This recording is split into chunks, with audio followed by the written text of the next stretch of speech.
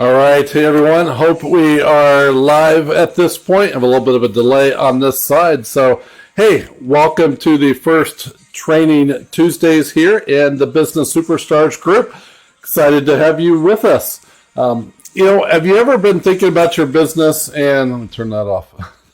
Thinking about your business and trying to figure out, what is it that I do really well and what are the areas I need to improve upon? I know at least for me, especially once you get put out on you're out on social media, you're getting bombarded with all these ads, a lot of people wanting to help you with marketing and websites. And I think that's all great. And I help my clients a lot with those things. But if you really want to think about, your whole business, there's a lot going into making your business grow, be sustainable, and be successful. So today I want to talk to you about our business growth framework. This is a new framework we just came up with. After talking to a lot of companies and working with a lot of clients, trying to expand the focus a little bit on some of the different topics that we typically cover. So what we're going to talk about, we call this a best practices framework. So I'm going to go through 6 different elements of the framework and talk about what are some of the best practices that a lot of small businesses are doing today in each of these areas. So you can start thinking about your business and where you may have some gaps. So for those of you that don't know me, my name is Paul Cantrell. I am the CEO of the Business Superstars, and we help small businesses grow their businesses, scale their businesses, and be much more successful than they would be otherwise. I spent 20 years as a business consultant helping companies operate more efficiently and grow their businesses, and recently started the Business Superstars a couple of years ago to work with small businesses. So it's been a lot of fun. I've learned a lot, and that's why I want to show some of this to you today. So I'm going to jump in here and share some slides here with you to help guide this, and I can share this screen show this file with you as well. But starting out again in the framework here, so this is what it looks like. There are 6 main elements of the framework. You see, it starts in the middle with your business purpose and really what do you stand for. Then really start at the top and go around, starting with your customers and how well you know them. Get into marketing, how do you talk to your customers and build that awareness. Going into sales, obviously, how do you attract people and close sales for your products and services. Talk a bit about operations and how you operate your business and some of the back office activities that you have to go through. And finally, overall business management. How are you monitoring how well your business is going and making changes to make sure that improves? So those are really the 6 elements. If you do a great job at each of those 6, I guarantee you are going to have, as this shows, higher sales, lower expenses, and certainly higher profits. My goal is to help you, grow 50% or more in the next year by following some of these best practices. So today I'm just going to provide a high-level overview of each of these and some future trainings. We might deep dive into some of these depending on the interest of those of you here in the group. But I think right now I will jump into this. Starting with the business purpose. A lot of people I talk to, they've been running their businesses. They feel pretty good about it, but they don't really, have a lot that's driving why they're in this business. As you can see here, a couple of the items that we really want to focus on is your values and your mission statement.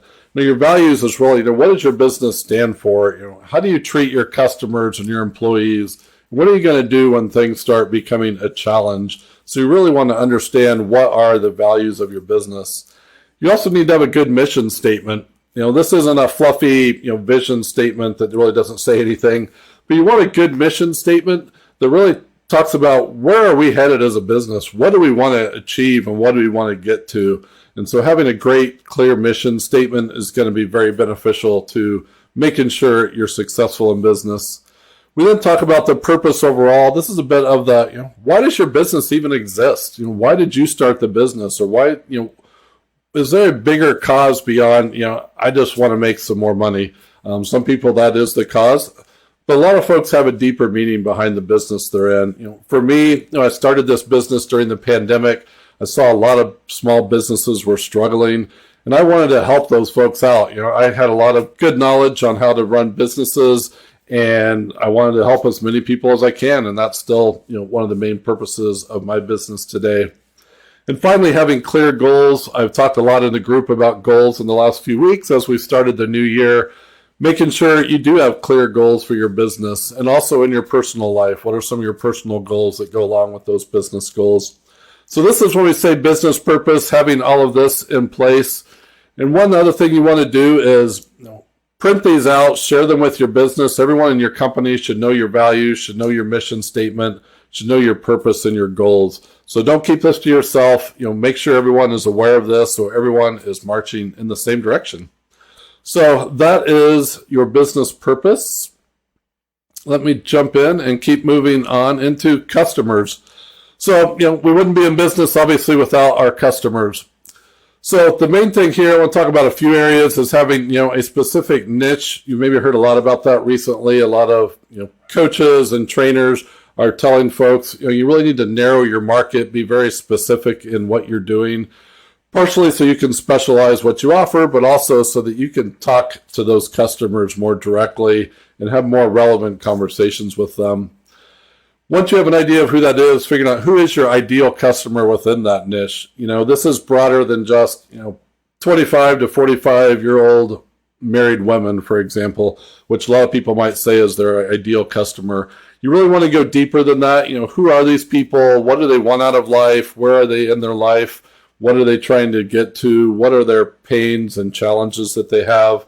And that really gets into the third point here around the needs. So once you really think you understand who that ideal customer is, what are what do they need, and what do they need specifically from you? What, as far as it relates to your brand and your business, being very clear on what those needs are that you can address. And then also being clear on what are the results and outcomes that people get from using your business. They buy your product or they use your service. How do they feel afterwards? What do they get out of that? How is their life better after they buy from you? So you really want to have this story laid out, who your customers are, what you do for them, and what they get from working with you. And, this is really the foundation of much of the rest of the elements here, the framework, because without knowing this, you're just kind of making stuff up in the other areas, and you're probably not as efficient as you should be. Okay. So let's move into marketing. This is a huge topic. Again, a lot of the ads that you're probably getting on social media and that you're seeing are around marketing. We'll optimize your website. We'll, help you with social media. We'll help you with ads. And that's all great. That's all part of this strategy, but it's certainly not the only part of running your business. When we talk about marketing, it really starts with the messaging. This carries over from the customer topic from before, but once you really understand them and what they need, how do you tell that story to really relate to them, and what is the messaging that you use as your business? Then obviously the products and services that you offer. Are you offering the right things? Do they really meet the needs of those customers? Are you missing some things? Do you have some products that you don't need?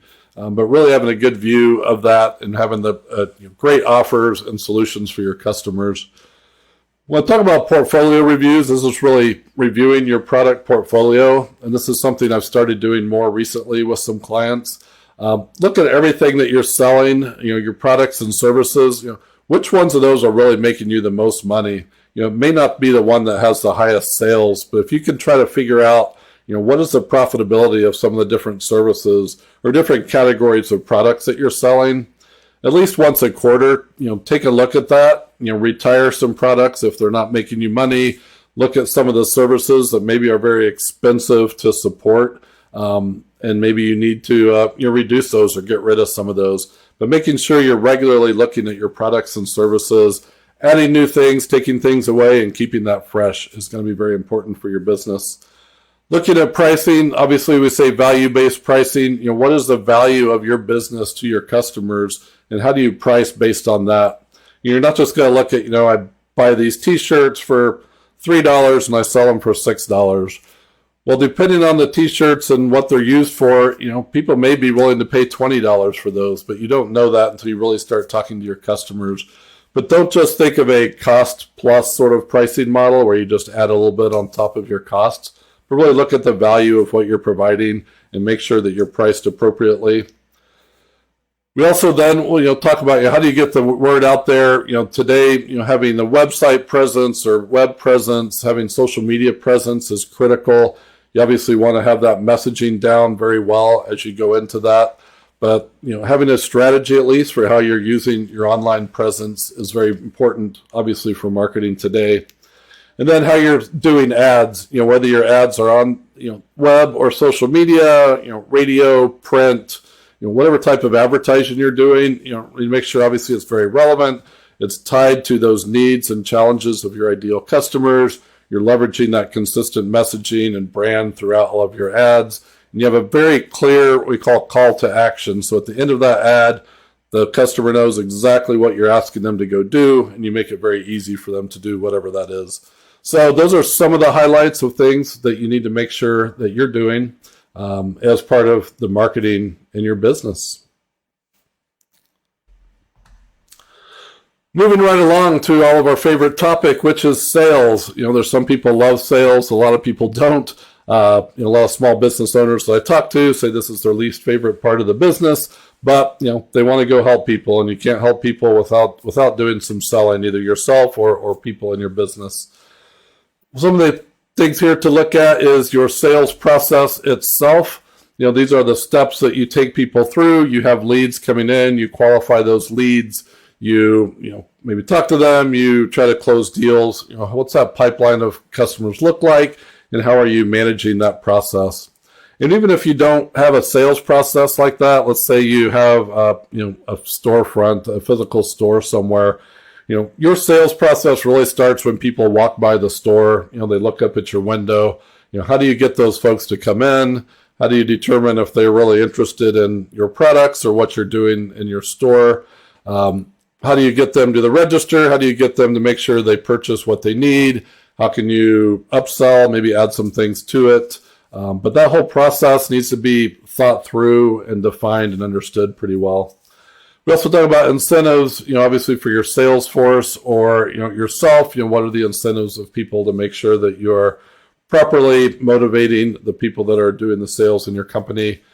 Having a customer relationship management or CRM system, or even just any sort of customer database, you could use Excel if you had to, or a spreadsheet, but have some way to keep track of your customers. Anytime someone buys from you, you want to know their name, their email address, what products they bought, anything else that you understand about those folks, any potential customers. If you can gather that information, make sure you're gathering that, keeping that in a place where you can go back and look at it and make sure you're following up with folks who have already been customers or are potential customers. Talk about standard materials and scripts. This would be sales materials. These could be sample proposals, sample contracts, email templates, things that you use so that it, again, follows your brand, is very clear, is very simple to create, and is very repeatable as you're going out and doing sales. So, again, these are some of the key areas, if you aren't doing, that you may want to look at as part of your sales process. All right, moving right along here to operations. This is one that, to me, a lot of people don't think a lot about. It's not the sexy part of the business, but, it's super important, especially in the profitability of your business. This is a lot of what they would call the back office sort of activities, your accounting and payroll processes and systems and companies you're using for that. Your legal, you've got attorneys, make sure you've got contracts, make sure your company is covered if anything goes wrong. Making sure your legal entity is set up properly and you're following all the rules to make sure that your incorporation or your LLC is operating the way it should be. The underlying technology that you use for your business, so the systems that you use, the software that you're using to run your business, whether that's to help provide products, whether it's running things in the back office, what technology are you using? Is it efficient? Is it easy to use? If it's customer facing, meaning your customers are accessing your systems and tools, is that secure? Is it, again, simple to use? Do they like using it? So certainly want to take a look at your overall technology that you're using to run your business. HR in your organization is super important. If you do have employees, do you have some HR processes that you're onboarding people in a common way? You're managing any benefits that you provide. You're looking at your org structure. Do you have the right people and the right roles in your business? So, and not all businesses have, a lot of people, but if you've got even, 5, 10 people, you really need to look at that structure and make sure you've got people in the right roles, they've got the right skills, etc., to be doing their jobs. And finally, what I say on this is continuous improvement, and this can apply to all the areas we've talked about.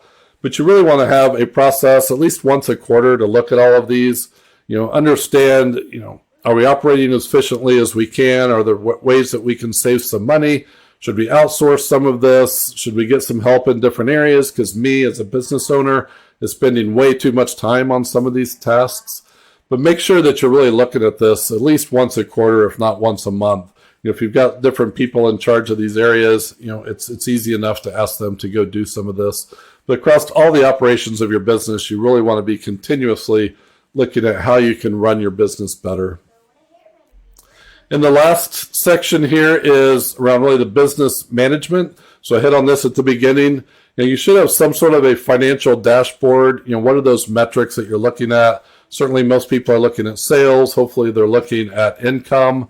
But, breaking that down, sales by products, profit by products, different, sales metrics that you may have that you want to look at.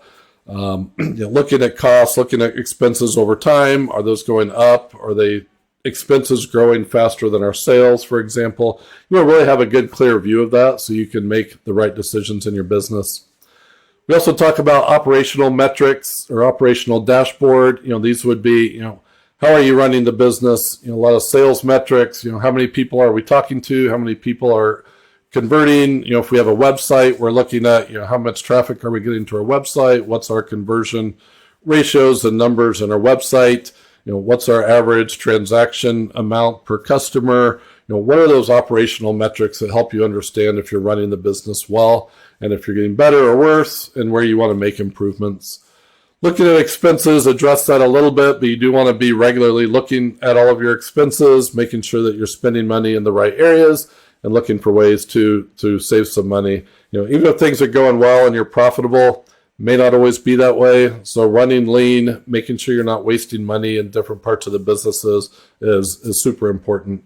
And I put continuous improvement here as well. Certainly as you're looking at all of these metrics, you need to have a process in place to make some adjustments as needed to make sure you're continuing to run this business well.